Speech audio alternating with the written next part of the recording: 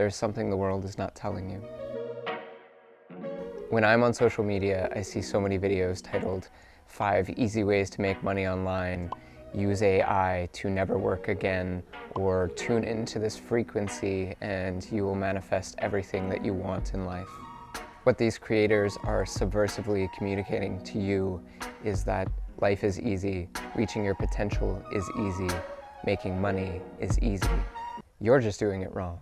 They are all thriving off of an audience that is desperate to believe that all the things they want out of life can be easily achieved. Everyone wants to be at the finish line, the dream realized, the goal achieved, and in our case today, the table built. But the real thing that is standing between you and your dream is this. This is the process. I'm not trying to offer you a quick fix. Pursuing your dreams, changing your life, it will never be easy. It's not supposed to be easy. It's going to take process. And the story of this bamboo table is an example of how I learned about process this week. We can figure it out. That's what we do.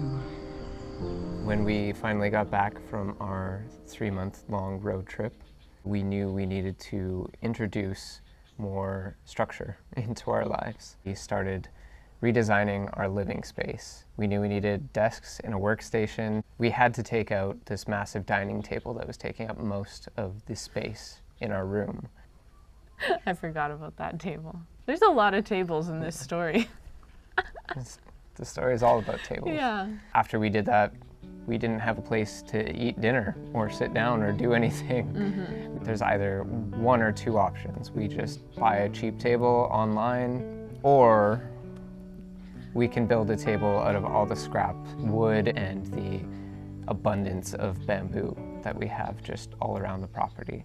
I really wanted to build a table. We can make a table. Like, how hard is that? 4 legs, done. I'm saying this with no experience of building literally anything, but I'm like, yeah, we can do that. No problem. So I was not nearly as optimistic.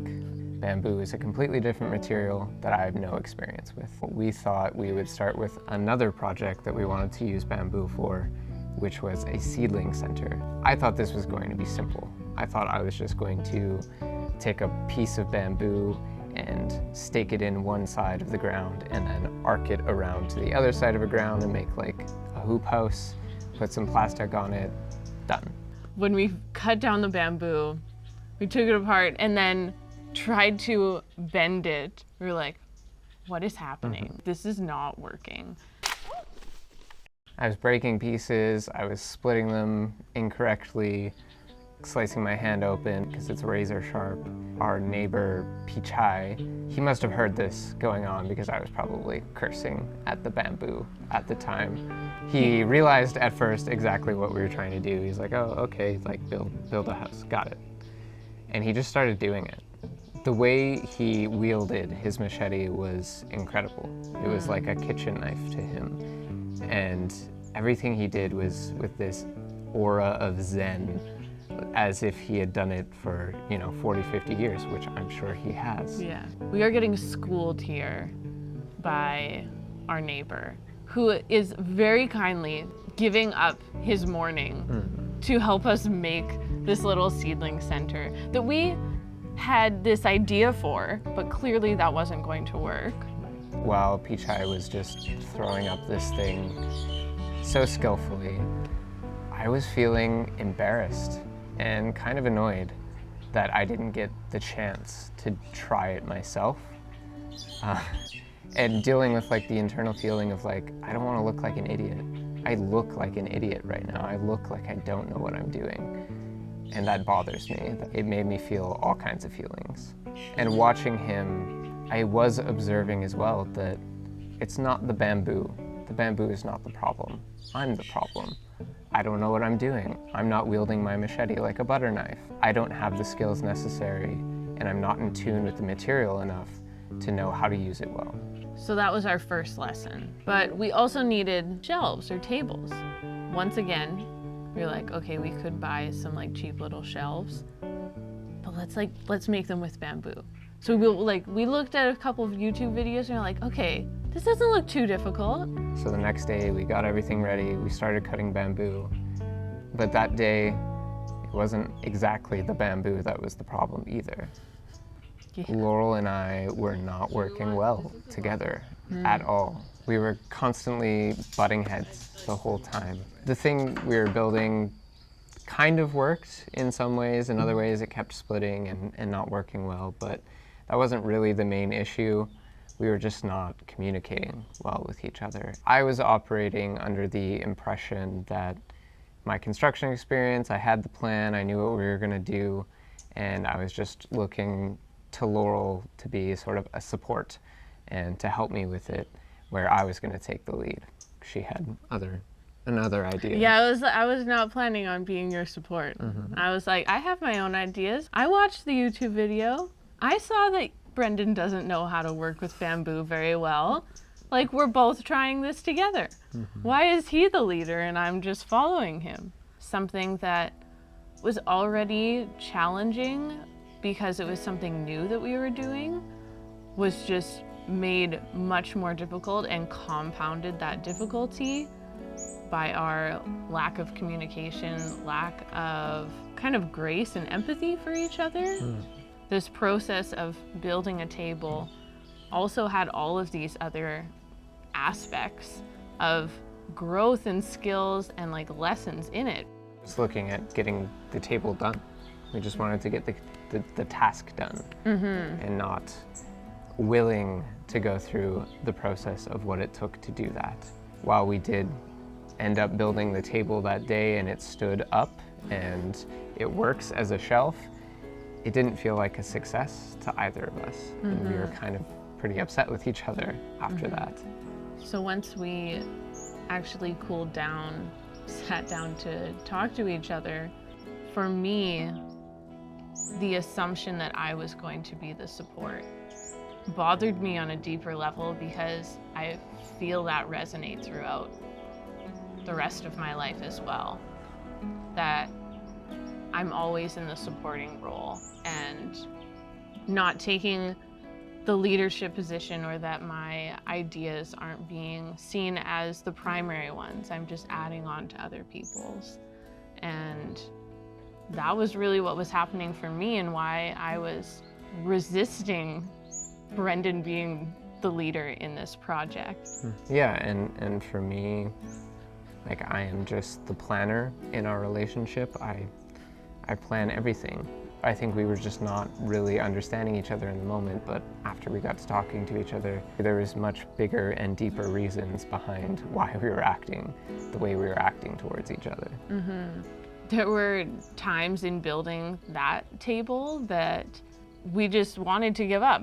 It was just like, okay, screw it. Screw you. Like, I'll make it on my own. You make your own table and I'll make my table. We stuck through the process, and that actually revealed so many other things that we were learning about working together, about communicating with each other, about these subconscious beliefs, desires, conditioning about how we should be behaving or interacting. That was not what I was expecting to learn through building a table. I was expecting to learn how to work with bamboo, but instead it was actually revealing these things that will ultimately be so foundational to us doing and working and achieving anything together as well. Still in the process of that. There's no end of the road to that, really. Once you've learned something, you can always improve it, and there's always something else to learn. Especially when it comes to relationships and just your own personal growth and awareness. We finally got to building the table that was going to go into our living room and be our dinner/coffee table. Yeah. Table number 3. Table number 3. This project I wanted to take on by myself. Laurel was away, and I just thought it would be a good chance to take my time, really feel out what I was going to do, and try and do a really good job, because I wanted a nice looking table for our living room. I took my time with the knife and I embodied my inner pichai with the machete, and it worked. It felt light. I made myself comfortable. I put on nice music in the background, and I just got into the zone of doing it. And I finally felt like, oh, I actually could work with bamboo. It's actually kind of fun. It's interesting. There's probably a lot of things that I can make out of it. And there's just this culmination of all the experience that I had had in the past few times of trying to do this. It was a very rewarding experience to have gone through all of that and end up with a finished product that now we eat dinner at every night. And it sits in our house, a reminder of all the things that I had to go through and experience to create that thing. And it was so much more than just the table. It was learning about my wife, learning about each other, how to communicate, how to work together, learning how an expert uses his body and knife to create something beautiful and make it look really easy. It was getting over my fear of not looking like an idiot and just try something new. Like, there was so many learnings in all of that for both of us. That's the process. We ultimately chose to do the more difficult thing because it aligned with our values and it aligned with who we want to be in the future. Initially, that was just people that know how to build with bamboo. But now that's actually building into the people that we are becoming and working to be, just going through the process. If we wanted to go from point A, which was not knowing anything about bamboo, machetes, barely knowing anything about how to build something together, and we wanted to get to a point where we were proficient at all those things, the process is steps along the way. It's doing it, it's trying it, it's failing, it's getting mad, but keep going. You keep going through that, and then you get to there. That's what the world's not telling you. They want you to believe that you can go from here to here with one simple trick, with some amount of money that you can spend. You can just circumvent all of the in-between, but that's not true. There's a thing in life called the process, and we need to work through it to get to another point.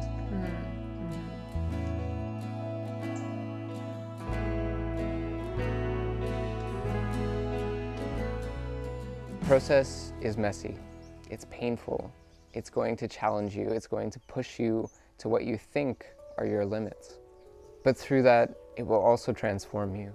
It will create depth and story in your life, and it will bring you one step closer on the journey that you're on. This is why we chose to rename the channel The Pilgrims Process, because in a sense, we feel like pilgrims, and we believe that we're all pilgrims on the great pilgrimage of life. From birth, every one of us was born into a system that was created and designed by the people that came before us.